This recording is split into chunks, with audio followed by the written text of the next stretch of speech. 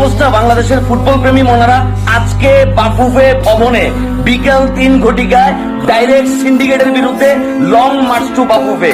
সিন্ডিকেটের কালো হাত ভেঙে দাও, ঘুরিয়ে দাও, ভেঙে দাও, গুড়িয়ে দাও, সিন্ডিকেটের কালো হাত, action to action, direct action, বাফুফের বিরুদ্ধে, ডাইরেক্ট অ্যাকশন, সিন্ডিকেটের বিরুদ্ধে, ডাইরেক্ট অ্যাকশন, বাটপারদের বিরুদ্ধে, ডাইরেক্ট অ্যাকশন, ডাইরেক্ট অ্যাকশন, বাফুফের বিরুদ্ধে, সিন্ডিকেটের বিরুদ্ধে, direct action. Bring back Fahmidul Islam, bring back Fahmidul Islam, bring back Fahmidul Islam, bring back Fahmidul ইসলাম।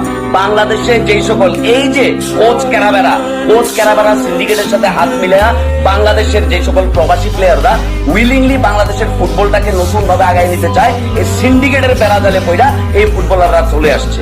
মাহমুদুল ইসলাম, ফাহমিদুল ইসলামের মতো প্লেয়ার যে কিনা প্র্যাকটিস ম্যাচে হ্যাটট্রিক করার পরও তাকে রাখা হয় নাই কেন? কারণ সে নাকি দলের সাথে মানায় নিতে পারে নাই, সে নাকি এখনো অ্যাডজাস্ট করতে পারে নাই, তার নাকি এখন অনেক সময় লাগবে। আর বেটা তার যদি এখনো অনেক সময় লাগে তাহলে সে প্র্যাকটিস ম্যাচে হ্যাটট্রিক কেমনে করবো? কয়েকদিন পরে ইন্ডিয়ার সাথে আমাদের গুরুত্বপূর্ণ ম্যাচ